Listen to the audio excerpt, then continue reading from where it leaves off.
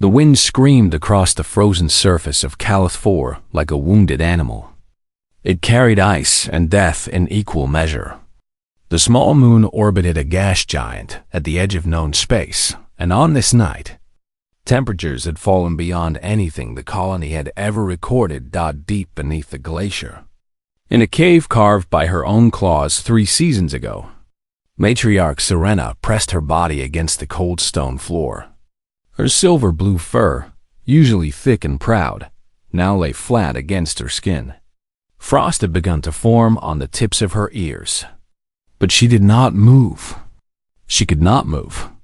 Beneath her belly, 7 tiny bodies huddled together, seeking warmth that she no longer had to give.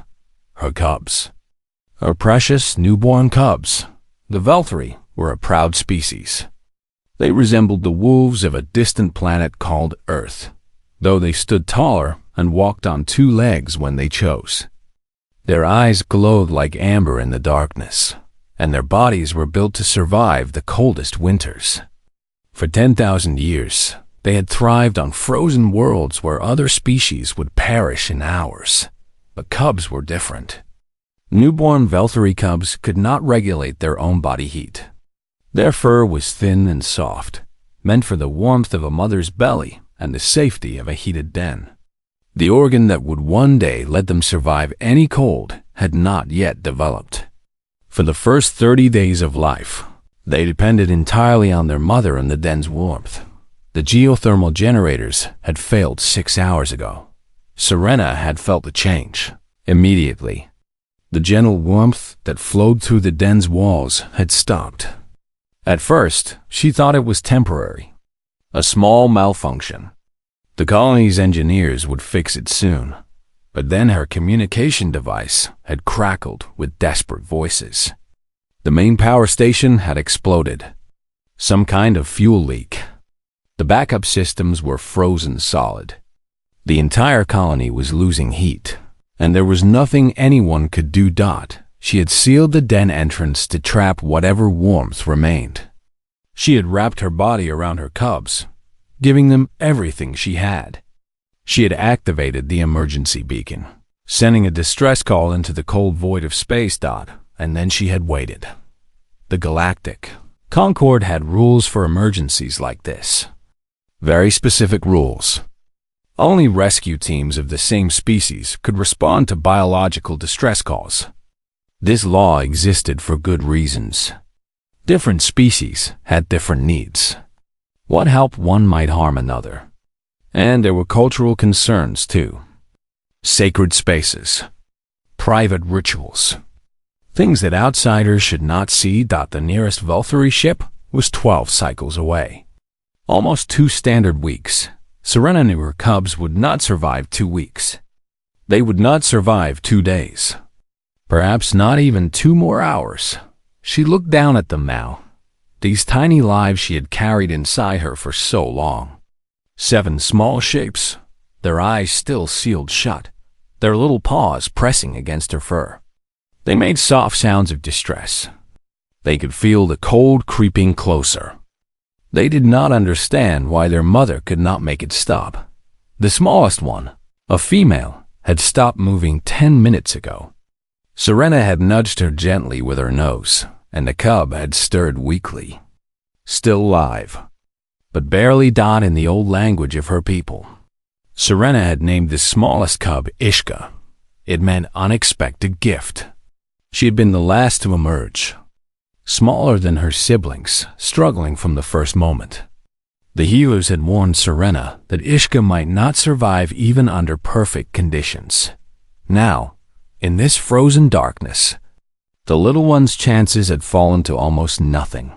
Serena closed her amber eyes and did something she had not done since she was a cub herself. She prayed, not to any god or spirit, but to the universe itself, to whatever force had created stars and moons and the warmth of suns. Please, she begged silently, please send help. I do not care who. I do not care how. Just please do not let my children die in the dark. The universe, as always, did not answer. 300,000 kilometers away, moving through the empty space between stars. A human ship called the Meadowlark picked up a faint signal. Captain Alara Vance was sleeping in her cabin when the alert sounded. She was on her feet before her eyes fully opened, a habit developed over 15 years in space. Her feet carried her to the bridge while her mind was still catching up. "What do we have?" she asked, dropping into her command chair. Her communications officer, a young man named Chun, looked up from his console. His face was pale. "Distress beacon, Captain. Valkyrie colony on Calith 4. Their power systems have failed.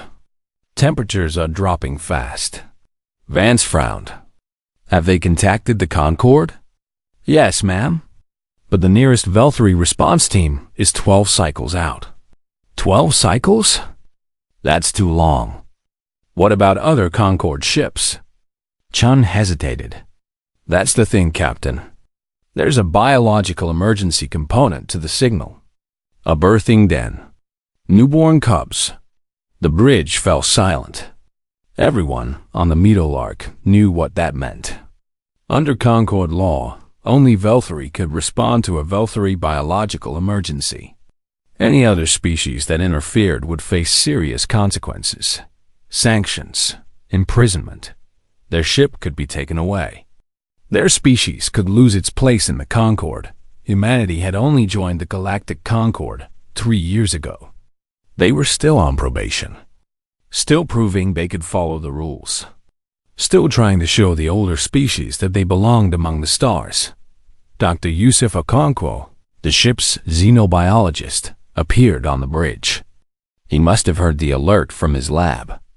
His dark eyes were fixed on the data scrolling across Chun's screen. "Captain," he said quietly, "Valkyrie cubs cannot regulate their body temperature. At the temperatures that colony is reaching, they have maybe 6 hours. Probably less. And we're how far out?" 40 minutes at maximum burn. Vance stared at the view screen, where distant stars glittered like ice crystals. Somewhere out there, in a frozen cave on a frozen moon, a mother was watching her children die. She was begging the universe for help, and the universe had sent only silence. The universe, and one small human ship that was not supposed to interfere. First Officer Hendricks cleared his throat. "Captain, I have to remind you of Concorde Protocol 7. If we respond to this signal, we'll be in direct violation of interspecies emergency law. The consequences could be severe. I know the protocol, Hendricks. The Valkyrie might not even want our help. We'd be trespassing in a sacred space. They could see it as an attack. I know. Our probationary status. I know." Vance's voice was soft but firm. She turned to look at her first officer. "I know all of it. Every rule we'd be breaking. Every risk we'd be taking. I know." She stood from her chair and looked around the bridge at her crew. 6 people who had followed her across the galaxy. 6 people who trusted her to make the right calls. 40 minutes, she said. "That's how long those cubs have. Chun, open a channel to the colony. Let them know we're coming." She paused and set course for Calith 4. Maximum burn. Hendricks opened his mouth to protest, then closed it. He had served with Vance for 8 years. He knew that look in her eyes. It was the look that said some things mattered more than rules. "Yes, Captain," he said quietly. Maximum burn. The Meadowlark's engines roared to life, and the small ship shot forward into the darkness, carrying 6 humans toward a frozen moon where 7 cubs lay dying. None of them knew if they would be welcomed or feared that none of them cared. The Meadowlark cut through the thin atmosphere of Calith 4 like a blade through ice. Inside the ship, Captain Vance and her crew, prepared for what waited below, Dr. Okonkwo had spent the entire journey studying everything the ship's database held about Valkyrie biology. He sat in the cargo bay now, surrounded by medical supplies, his dark hands moving quickly as he sorted through equipment. "Their normal body temperature is higher than ours," he explained to the others. About 42 degrees. The cubs need to stay close to that or their organs start to shut down. At the temperatures down there, we might already be too late for some of them. Engineer Tomas Reyes finished sealing his thermal suit. He was a big man with a gentle face and hands that could fix anything. Next to him sat a portable fusion heater, a device the size of a small suitcase that could warm a room in seconds. "This thing should do the job," Reyes said, patting the heater. "I've modified it to give off the right wavelength for their biology. Gentle heat, nothing that would hurt them." Vance pulled on her own suit and checked her gear. She carried no weapons. None of them did. They were not going to fight. They were going to help. "Remember," she said to her team, "we're entering a sacred space. A birthing den. To the Valkyrie, this is the most private place in the world. The mother will probably see us as threats. She might attack, and if she does," asked Chun, who had volunteered to come despite his fear, "we don't fight back. We show her we mean no harm. We move slowly. We let her see everything we're doing." Vance met each of their eyes. "These people don't know us. They don't trust us. We have to earn that trust, one moment at a time." The ship landed on the glacier surface with a heavy thud. Wind screamed against the hull, carrying temperatures that would kill an unprotected human in minutes. But the thermal suits would hold. They had to. Reyes opened the cargo door, and the cold hit them like a physical wall. Even through the suit's protection, Vance felt it pressing against her, trying to find any weakness. She understood now why the Valkyrie had chosen this moon. Only the strongest species could survive here. The entrance to the underground colony was half buried in fresh snow. Emergency lights flickered weakly along the tunnel walls, powered by dying batteries. The humans walked in single file, their boots crunching on ice that had formed over what should have been heated floors. They passed empty rooms and abandoned corridors. The rest of the colony's population had gathered in the central hall, sharing body heat, waiting for rescue.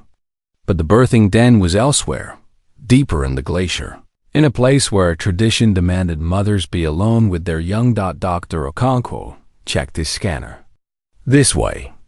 Life signs are weak, but I'm reading 8 ahead. 1 adult, 7 small ones." The tunnel grew narrower as they descended. The ice here was ancient, blue-white and hard as stone. Claw marks covered the walls where generations of Valkyrie mothers had carved their private dens. This was holy ground. Outsiders had never walked here before. Vance felt the weight of that with every step. The den entrance was sealed with packed snow and ice.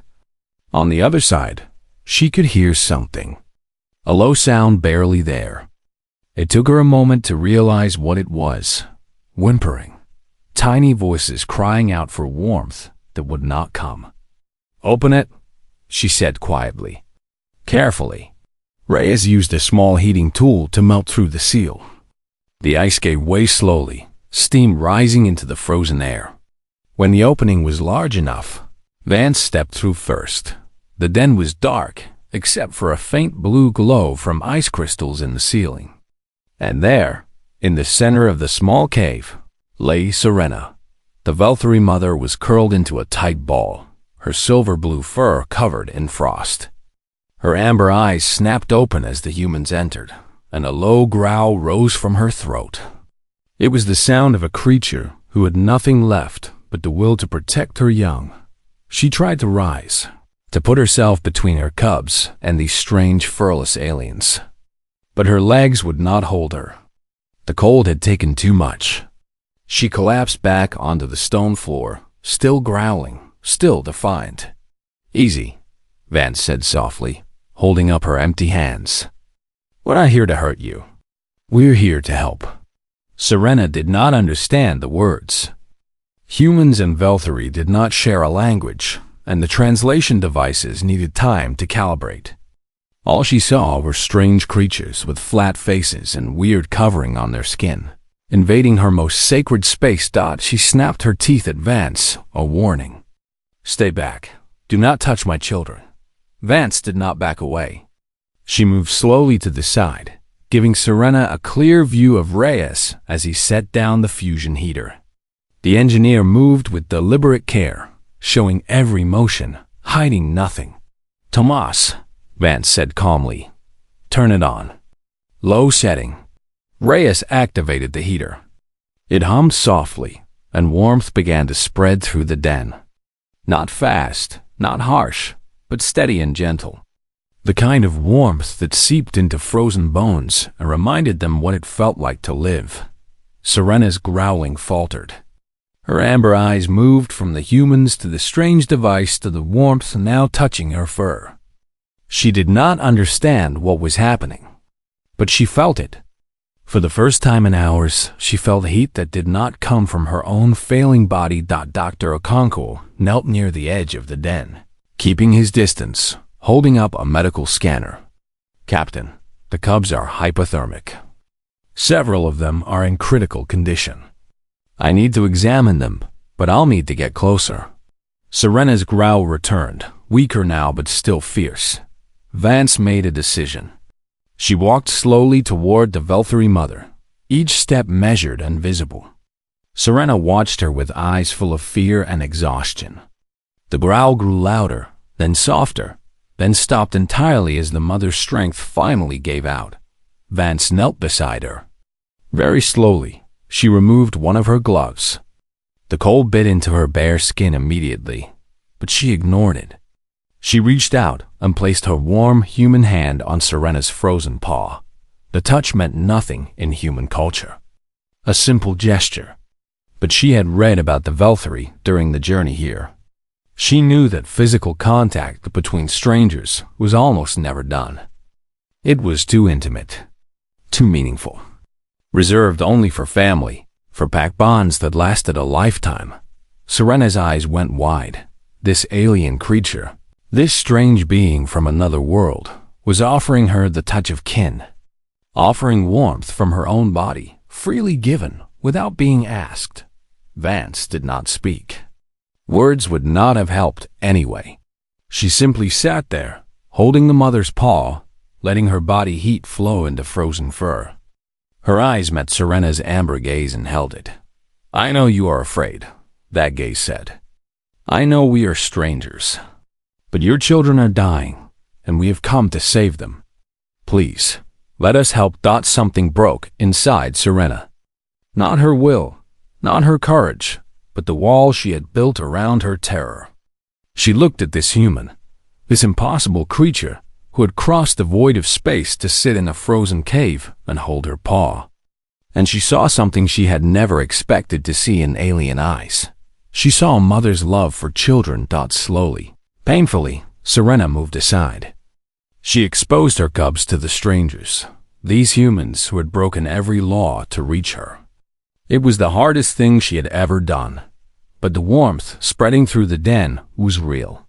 And her cubs had started to stir, their tiny bodies responding to heat they had almost forgotten existed. Dr. Okonkwo moved forward carefully. He scanned each cub with gentle hands, wrapping them in thermal blankets that Reyes had modified. One by one, the small creatures stopped shivering, but the smallest one, the little female at the bottom of the pile, did not move at all. "Captain," Okonkwo said, his voice tight, "we have a problem." The smallest cub lay motionless in Dr. Okonkwo's hands. Her silver fur had turned pale, almost white, and her tiny chest did not rise or fall. The scanner in his other hand showed the terrible truth in cold numbers. No heartbeat. No breathing. The little one had slipped away while they worked to save her siblings. Serena made a sound that needed no translation. It was the cry of a mother watching her child die. She tried to crawl toward Okonkwo, toward her smallest cub, but her body would not obey. The cold had stolen too much of her strength. Captain Vance tightened her grip on Serena's paw. She had no words that could help. Nothing she could say would bring that tiny life back, but Okonkwo, was not ready to give up. He had studied medicine for 20 years. He had saved lives on 5 different worlds. He knew the science, knew the odds, knew that what he was about to try had never been done before. A human had never performed rescue breathing on a Volturi cub. Their lungs were different, their airways smaller, their biology strange and unfamiliar. He knew all of this, and he did not care. "Come on, little one," he whispered, cradling the cub against his chest. Her body was so small, barely the size of his 2 hands together. "Come on, stay with us." He tilted her head back gently, opening her airway the way the medical text suggested.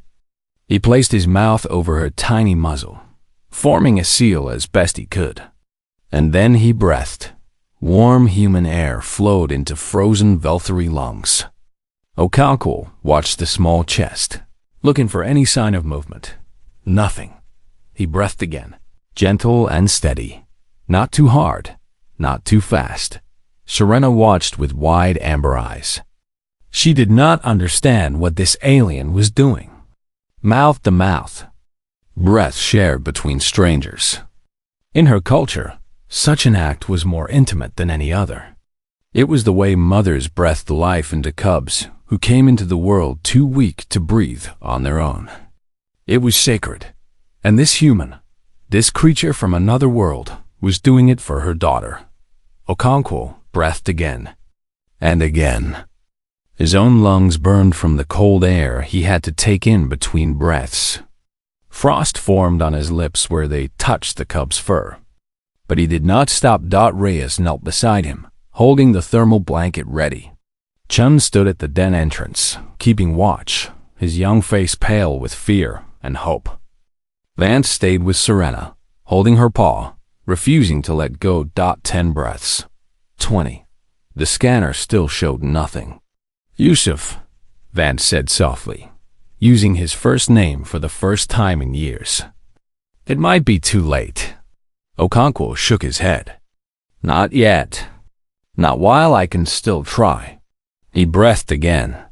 His vision was starting to blur from the effort and the cold. His hands shook. But somewhere in the back of his mind, he remembered something his grandmother had told him long ago, back on Earth, back when he was a boy who wanted to be a doctor. "Life is stubborn," she had said. "It fights to exist even when everything says it should give up. Your job is to fight alongside it." He breathed one more time, putting everything he had into that single breath, and the cub gasped. It was a tiny sound, barely a whisper. But it was there.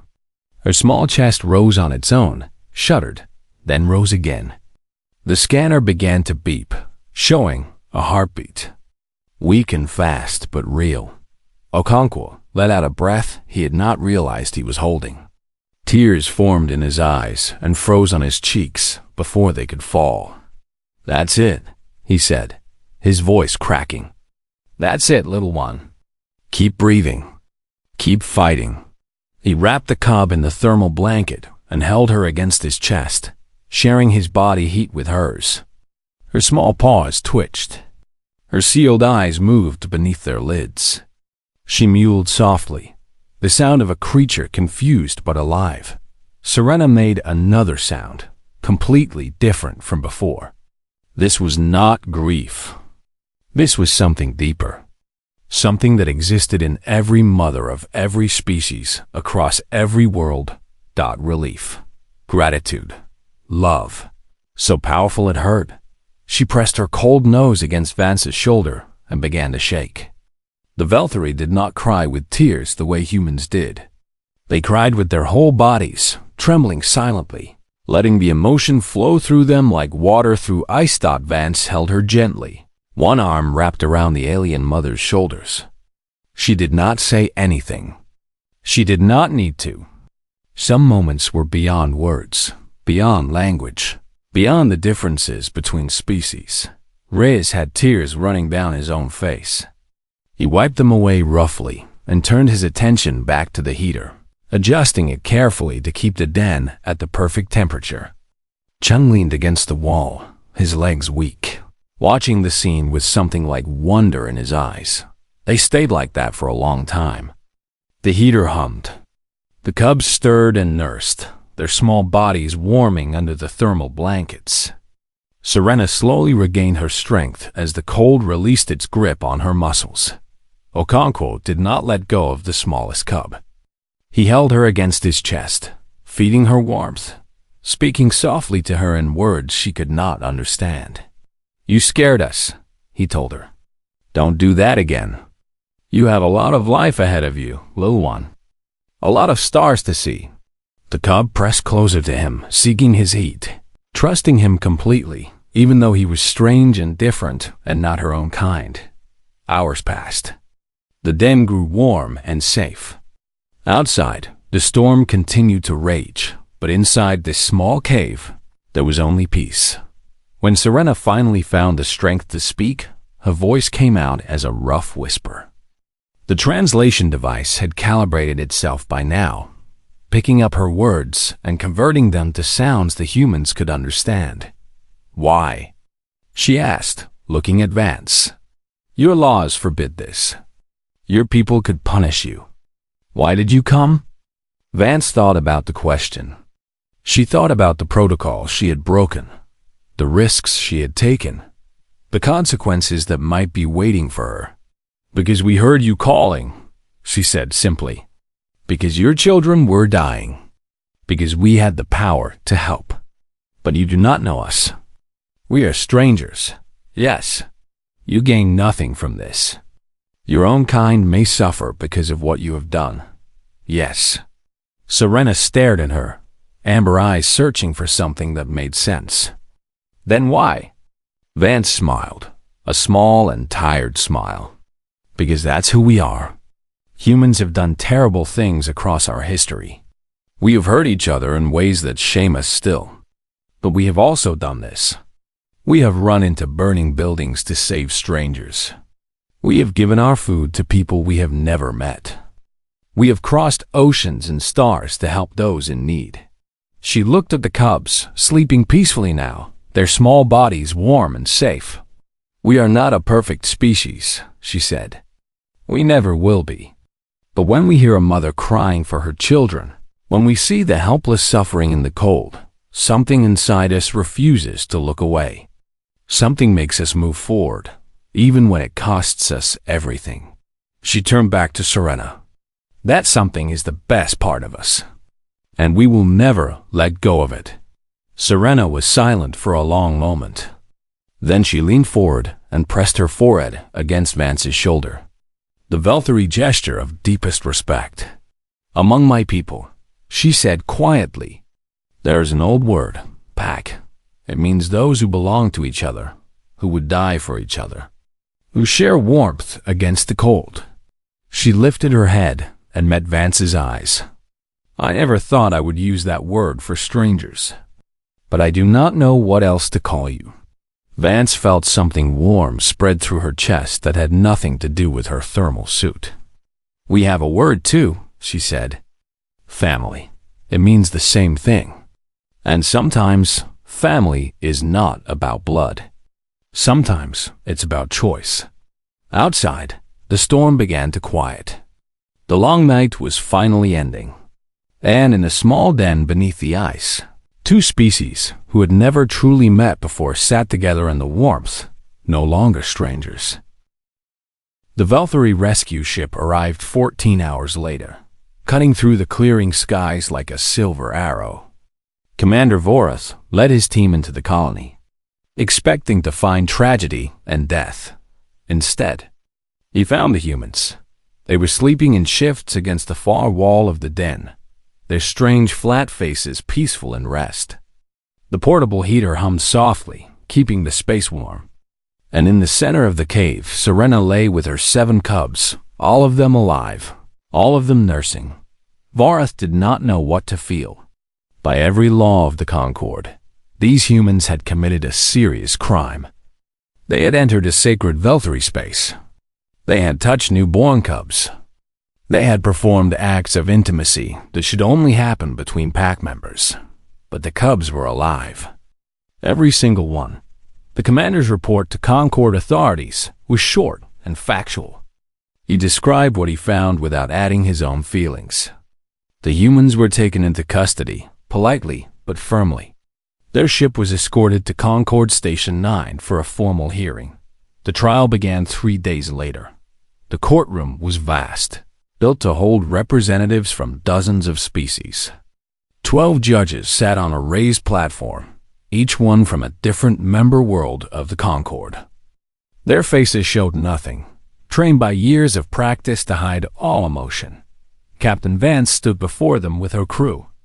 They wore simple gray clothing, the standard uniform for those awaiting judgment. Their hands were not bound, but guards stood nearby, a reminder of how quickly things could change. The prosecutor was a tall insectoid creature called a Deshan. Her voice clicked and buzzed as she spoke, but the translation systems made her words clear. The accused violated Concord Protocol 7, she said. They entered a biological emergency zone without species-matching authorization. They trespassed in a sacred Velthury birthing den. They made physical contact with a vulnerable mother and her newborn young. She turned to face the judges. The laws exist for important reasons. They protect species from unwanted interference. They preserve cultural traditions. They prevent well-meaning outsiders from causing harm through ignorance. Her compound eyes fixed on Vance. The humans claim they acted with good intentions. But intentions do not erase violations. If we allow exceptions to the law means nothing. Today it is a rescue. Tomorrow it is an invasion disguised as help. The prosecutor stepped back. The Concord must show that its laws apply to all. The humans must face consequences. Murmurs rippled through the watching crowd. Representatives from 100 worlds had come to witness this trial. Humanity's place in the Concord hung in the balance. Captain Vance was given the chance to speak in her own defense. She stood straight, her brown eyes calm, her voice steady. "I do not deny what we did," she said. "We received a distress signal. We knew a mother and her cubs were dying. We knew the law said we should not respond. We broke that law." She paused, looking at each judge in turn. The Concord is built on the idea that different species can live together in peace, that we can learn from each other, that we can grow stronger by working as one. A voice grew stronger. But what good is a community that lets children freeze to death because of paperwork? What kind of civilization watches innocents die and says it is not their responsibility? She gestured to her crew. These people risked everything to save lives. They asked for nothing in return. They knew they might face exactly what is happening now. And they came anyway. Vance faced the judges directly. If the Concord punishes compassion, if it teaches species to ignore suffering because the forms were not filled out correctly, then it is not the community we hope to join. We are new here. We have much to learn. But we will not apologize for saving children. Not today. Not ever. Silence filled the courtroom. The judges whispered among themselves, their expressions unreadable. Then the great doors at the back of the chamber opened. Serena entered on a ceremonial platform, carried by 4 members of her species. She was still weak from her ordeal, but she held herself with dignity. Around her, nestled in warm blankets, lay her 7 cubs. The judges watched in surprise. The Velthury matriarch had not been expected to attend. Serena rose slowly from the platform. Her legs trembled, but she forced herself to stand. Her amber eyes swept across the courtroom, taking in the judges, the prosecutor, the watching crowds. Then she spoke. "I am Serena of the 3rd Moon Pack," she said. "I am the mother whose den these humans entered. I am the one who has the most right to be angry at what they did." She walked forward, each step careful and deliberate. "In my people's oldest stories, we speak of the first pack, the wolves who hunted together before the stars had names. They were loyal beyond measure. They would die for each other without hesitation. They shared warmth against the cold, food against the hunger, strength against the darkness. Our voice grew stronger. We believed the first pack was only a legend, that such bonds could exist only between those who shared blood, that strangers could never truly understand what it meant to be pack. She stopped before the judge's platform and looked up at them. We were wrong. Serena turned to face Captain Vance and her crew. These humans broke your laws. They violated my people's sacred traditions. They entered my den without permission and touched my children without my consent. She paused. And they saved every single one of my cubs. Everyone. Her voice cracked slightly, but she continued. I watched the one called a Concours breathe life back into my smallest daughter. She had stopped breathing. Her heart had stopped. By all rights, she should have died in that frozen cave. She pointed at the smallest cub, now sleeping peacefully among her siblings. That is Ishka. She is alive because a stranger from another world put his mouth to hers and gave her his breath. He did not hesitate. He did not ask permission. He simply acted because a child was dying and he could not bear to watch. Tears that would not fall glittered in her amber eyes. You speak of laws and protocols. You speak of consequences and precedents. But I speak of truth. Her voice rose to fill the chamber. These humans trespassed in my den. They broke your laws. They violated my people's sacred traditions. And they saved my children. Every single one. They gave warmth when the universe offered only cold. They gave mercy when no treaty required it. She turned back to the judges. If you punish them for this, you punish the first pack reborn. You tell every species in the Concord that following rules is more important than saving lives. You teach children across the galaxy that compassion is a crime. Serena drew herself up to her full height. The Velthari have been proud members of this Concord for 10 years. We have followed every law. We have paid every tribute. We have served on every committee that asked us. Her amber eyes burned with quiet fire. But if you punish these humans for saving my children, we will leave. The Velthari will want no part of a community that values paperwork over pups. The chamber erupted in noise. Delegates shouted. Judges conferred frantically. The prosecutor stood frozen, her arguments forgotten. In the chaos, Serena walked to where Captain Vance stood. The two mothers faced each other, one covered in silver fur, one with bare skin.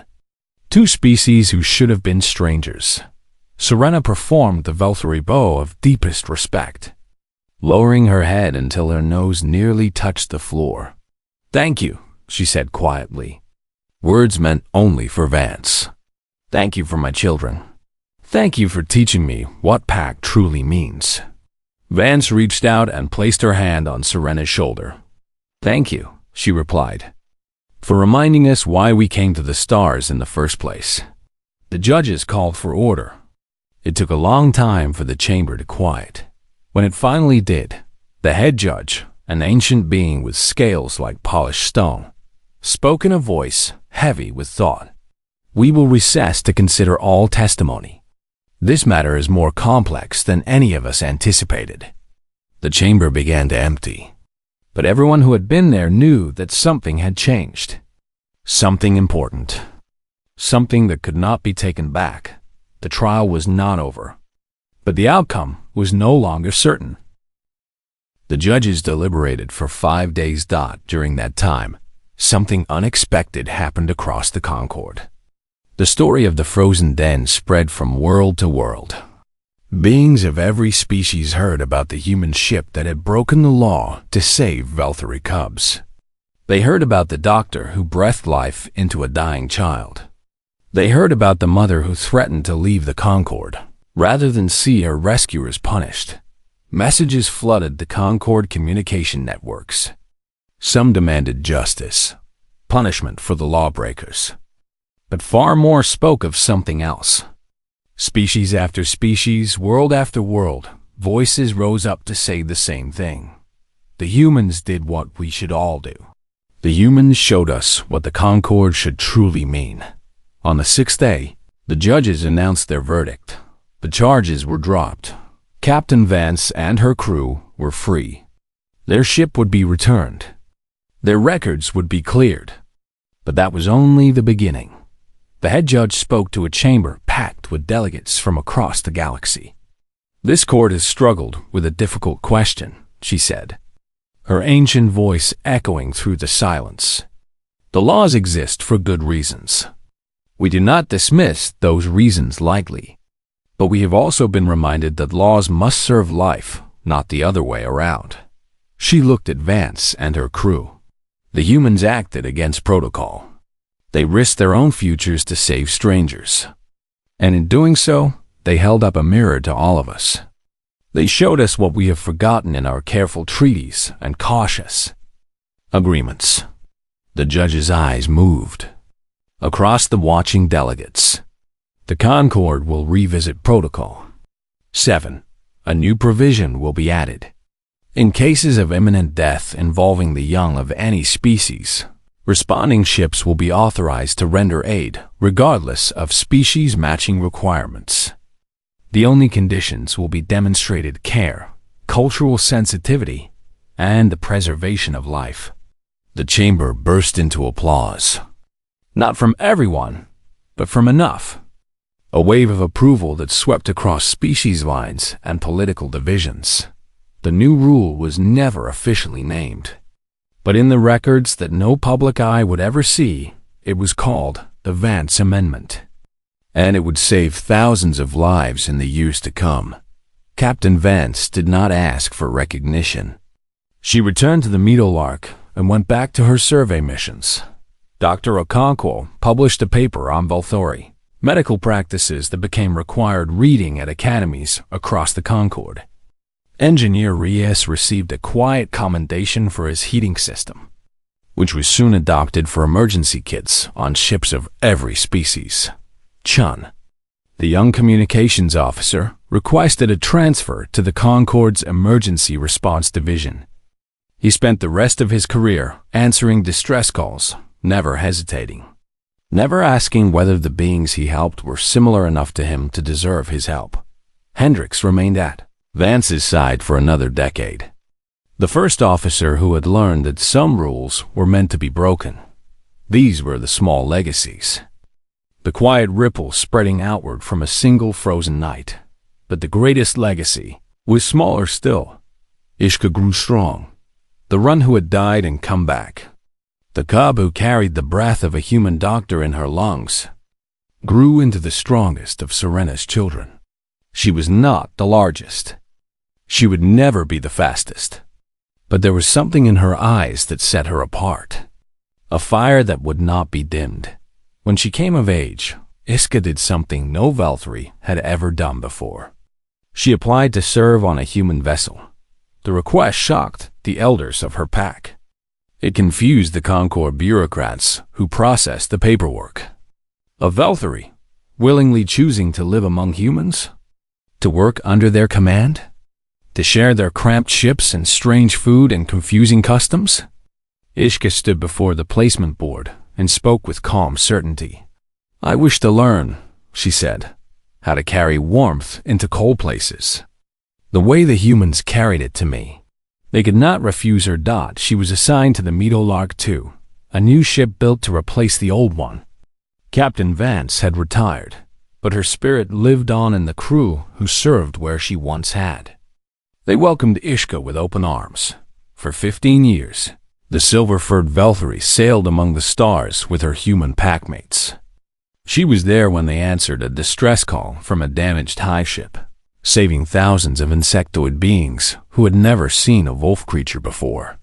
She was there when they rescued amphibian spawn from a collapsing moon, carrying the tiny eggs in temperature-controlled containers while their ship shook around them. She was there when they brought medicine to a quarantined colony that the rest of the galaxy had abandoned.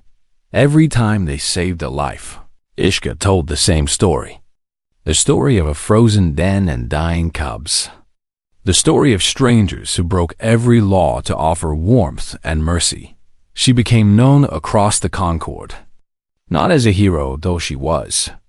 Not as a symbol, though she was that too. She was known simply as the one who had died and come back. The living proof that compassion could cross any boundary. Other species began to ask for human ships when disaster struck. Not because they were the fastest or the strongest, but because they never asked whether the victims deserved to be saved. They simply came, carrying warmth into cold places, again and again. When Ishka finally grew old, she retired to a small moon not far from Calith 4. Her mother had passed years before, but the den was still there, preserved now as a monument. Ishka visited it often, standing in the warmth that still flowed through its walls. Remembering young beings came to speak with her. Cubs and children and hatchlings from every species, brought by their parents to meet the legend. She told them all the same thing. The galaxy is cold, she would say, her amber eyes soft with memory. It has always been cold. Space does not care if you live or die. The stars do not weep when worlds freeze. The void has no mercy. She would touch the thin scar on her muzzle, where human breath had once forced life back into her tiny lungs. But the humans do. They carry fire in their hearts. Fire that no darkness can extinguish. Fire that they share with anyone who needs it. Even strangers, even enemies. Even those who have done nothing to earn it. The young ones would look at her with wide eyes, not quite understanding but sensing the truth in her words. That is what they taught me, Ishka would say. That is what I spent my life trying to teach others. The cold is real. The darkness is real. But so is warmth. So is light. And as long as beings like the humans exist, as long as any of us carry that fire, the cold can never truly win.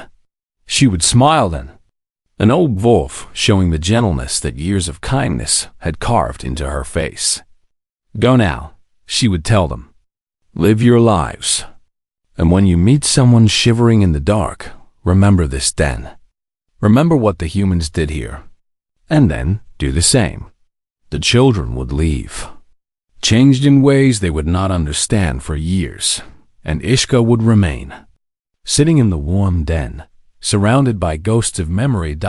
She thought often of Dr. Okonkwo, who had given her his breath. She thought of Captain Vance, who had held her mother's paw through the longest night.